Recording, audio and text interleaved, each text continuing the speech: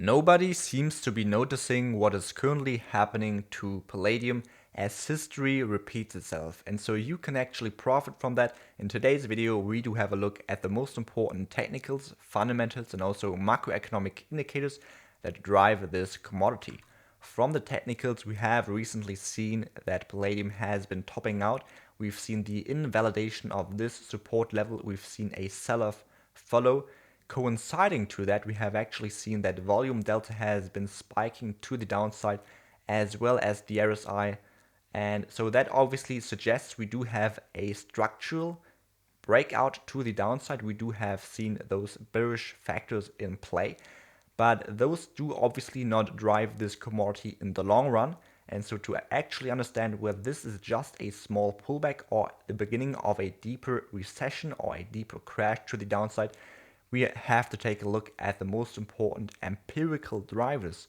And so we can take a look at, for example, the gold to silver ratio, but also the ratio between copper and gold, which have empirically, historically always actually marked big crashes here at Palladium. And so you've seen that we've marked the last few big crashes at Palladium.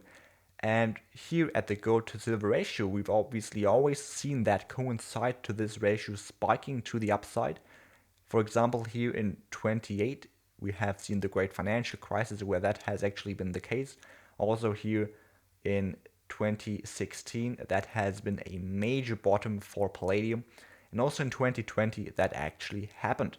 We're currently seeing those spikes at the gold to silver ratio occurring again with those recent price actions at gold and silver.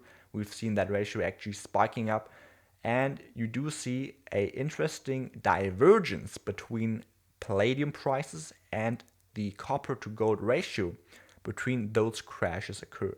We have seen that those highs have been higher, so we have seen higher highs at Palladium, and we've seen lower highs at this ratio between copper and gold. And so in other words, we have seen Palladium actually rally while gold has been starting to outperform copper. And when that is actually happening, you do see a really important shift, which is happening in the underlying economy. Because when copper is actually outperforming gold, that shows you that the industrial activity is actually increasing. When copper is actually rising in price stronger than gold, obviously you do have this strengthening demand in the copper prices, which is mainly driven by those manufacturing goods and so. And when gold is actually outperforming copper, when this is starting to happen, we do have a flight to safety. And that's exactly what we've seen happening here previous to the great financial crisis. And you have seen those divergences between Palladium and the copper to gold ratio before all of those crashes, where copper actually weakened against gold, and Palladium actually strengthened against the dollar. And so we do have seen that divergence actually happening, and that led to those crashes. And if you now have a look at what is currently happening to Palladium, you do see quite similar things. You do see that Palladium has strengthened in the past few months. We have seen that coincide to actually gold outperforming copper. Exactly what we've seen happen before those last few crashes. You can see that beautifully here on the chart. And we're in fact currently happening to hit a trend line that historically also coincided to a lot of crashes here at Palladium. We've seen the reversal here at the gold to silver ratio, and that combined obviously suggests we might see a bigger downturn at Palladium happen. Obviously, that is just empirical data. We've just looked at the most important empirical aspects of the past concerning Palladium. But that seems to be a really strong indicator that we might just see history repeat itself at this point. If this is actually about to play out exactly as it did in history, we could expect to see a bigger market downturn. And in fact, we might just already see the beginning of it with the recent reversal that we've seen happening here to Palladium, where volume delta really spiked to the downside. The RSI really crashed below its moving average. And so that really seems to be a beginning of a deeper correction in our eyes at Kronos.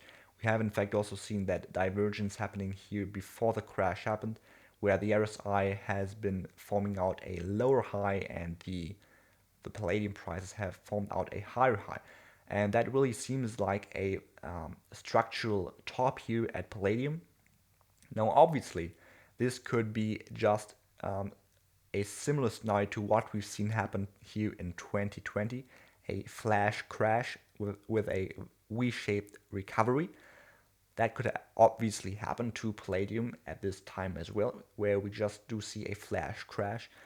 But in fact, this could also end up to be a longer term crash or a longer term bear market here at Palladium. And if we do see similar things actually happen as we've seen it happen here in 28 before the great financial crisis, this could obviously also lead to a bigger downturn as we've seen it happen here. At the end of the day, nobody knows. We just do have this evidence here for you that we could see a bigger market downturn at Palladium. And in fact, that is our primary scenario, and we might just already see the beginning. And so this is the main point of this video, to make you aware of that data. If you love this kind of approach of taking a look at the past cycles and learn from them, please make sure to subscribe to our channel and like the video to support us for our work. And also don't miss future videos and don't miss those crashes in the future. Thanks for your support. See you the next time. Bye bye.